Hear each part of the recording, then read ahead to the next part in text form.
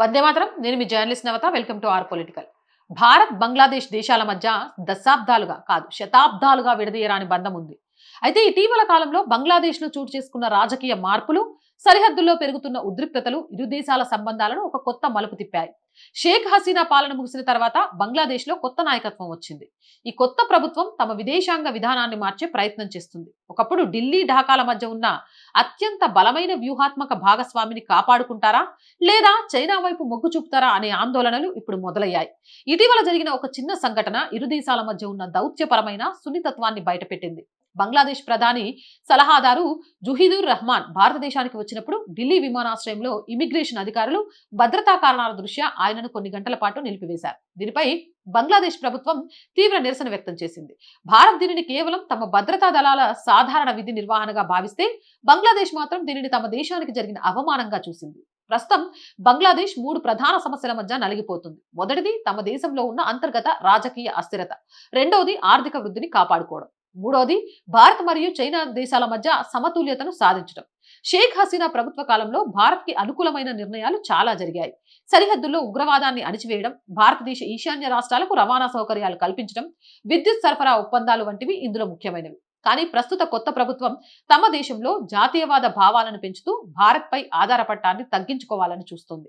ఈ అవకాశాన్ని ఉపయోగించుకొని బంగ్లాదేశ్ లో తన ప్రభావాన్ని పెంచుకోవడానికి చైనా తీవ్రంగా ప్రయత్నిస్తోంది. ఇప్పటికే అక్కడి పోర్టులు, వంతెనలు, రహదారులు, విద్యుత్ ప్రాజెక్టులలో చైనా భారీగా పెట్టుబడులు పెట్టింది. అయితే బంగ్లాదేశ్ నాయకత్వానికి కూడా ఒక వాస్తవం బాగా తెలుసు. చైనా కేవలం డబ్బు లేదా పెట్టుబడులు మాత్రమే ఇవ్వగలదు, కానీ భౌగోళిక వాస్తవాలను మార్చలేదు.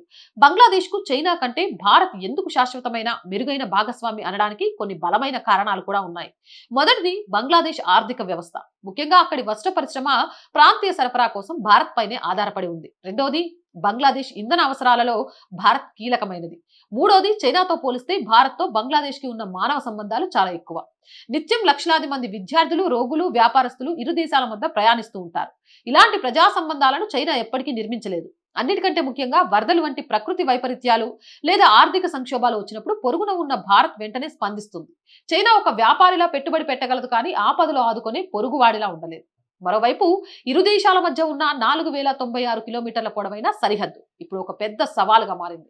ఇక్కడ దశాబ్దాలుగా జరుగుతున్న అక్రమ వలసలు, పశువుల స్మగ్లింగ్, మాదక ద్రవ్యాల రవాణా, నకిలీ కరెన్సీ వంటి సమస్యలను అడ్డుకోవడానికి భారత్ వేగంగా ఫెన్సింగ్ నిర్మిస్తోంది. అయితే అంతర్జాతీయ సరిహద్దు నిబంధనల ప్రకారం కొన్ని నదీ ప్రాంతాలు, వివాదాస్పద భూభాగాలలో కంచె వేయడంపై బంగ్లాదేశ్ అభ్యంతరాలు వ్యక్తం చేస్తుంది. దీనికి తోడు అక్రమ వలసదారుల పుష్ బ్యాక్ అంశం వివాదాస్పదంగా మారింది. భారత్ లో అక్రమంగా నివసిస్తున్న బంగ్లాదేశ్ పౌరులను వెనక్కి పంపేటప్పుడు భారత్ సరైన దౌత్య నియమాలను పాటించడం లేదని బంగ్లాదేశ్ ఆరోపిస్తుంది. కానీ తాము పంపిన వేల మంది వలసదారుల వివరాలను పరిశీలించి వారి పౌరసత్వాన్ని ధృవీకరించడంలో బంగ్లాదేశ్ నిర్లక్ష్యం వహిస్తోందని భారత్ వాదిస్తోంది. ఈ విభేదాలు ఎలా ఉన్నప్పటికీ ఇటీవల జరిగిన బీఎస్ఎఫ్, బీజేపీ ఉన్నతాధికారుల సమావేశంలో ఒక సానుకూల నిర్ణయం తీసుకున్నారు. సరిహద్దుల్లో ఉమ్మడి గస్తీ నిర్వహించడం, సమాచారాన్ని పంచుకోవడం ద్వారా చొరబాట్లను తగ్గించాలని ఇరు దేశాలు అంగీకరించాయి. అంటే సమస్యలు ఎన్ని ఉన్నా వాటిని యుద్ధాల ద్వారా కాకుండా కేవలం శాంతియుత చర్చల ద్వారానే పరిష్కరించుకోవాలని ఢిల్లీ, ఢాకా రెండు దేశాలు భావిస్తున్నాయి. రాబోయే రోజుల్లో బంగాళాఖాతం ప్రపంచ వాణిజ్యానికి, సముద్ర భద్రతకు ఒక ముఖ్యమైన కేంద్రంగా మారబోతోంది. ఇక్కడ పట్టు సాధించాలని చైనా చూస్తున్నప్పటికీ భారత్ కి ఉన్న భౌగోళిక సామీప్యత, సంస్కృతి, ప్రజాస్వామ్య విలువలు మనకు పెద్ద ఆయుధాలు. ప్రపంచ దేశాలు కూడా చైనాను ఒక ఆర్థిక శక్తిగా మాత్రమే చూస్తాయి, కానీ భారత్ ని ఒక నమ్మకమైన భాగస్వామిగా గుర్తిస్తున్నాయి. రాజకీయ కారణాల వల్ల భారత్, బంగ్లాదేశ్ మధ్య అప్పుడప్పుడు తాత్కాలికంగా విభేదాలు రావచ్చు, కానీ భౌగోళిక వాస్తవాలను ఎవరూ మార్చలేరు. బంగ్లాదేశ్ కి భారత్ ఎప్పటికీ శాశ్వత పొరుగు దేశంగానే ఉంటుంది. అంతర్జాతీయ రాజకీయాల్లో కేవలం డబ్బు ఖర్చు పెట్టే దేశం కంటే నమ్మకాన్ని, విశ్వాసాన్ని గెలుచుకునే దేశమే నిజమైన విజేతగా నిలుస్తుంది.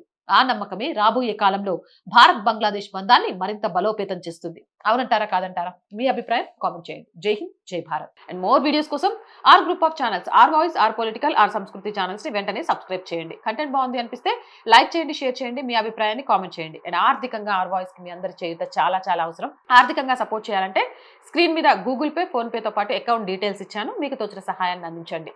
జై హింద్, జై భారత్.